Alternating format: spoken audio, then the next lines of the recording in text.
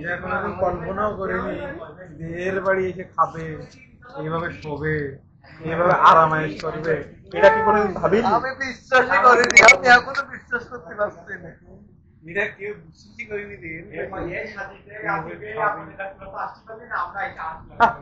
আবার এর মধ্যে অন্য অন্য কথা বলবি।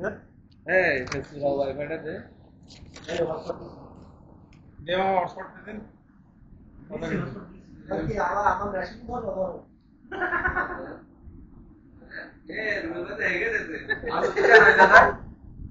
বন্ধ রুবেল ভাই হাত দিয়া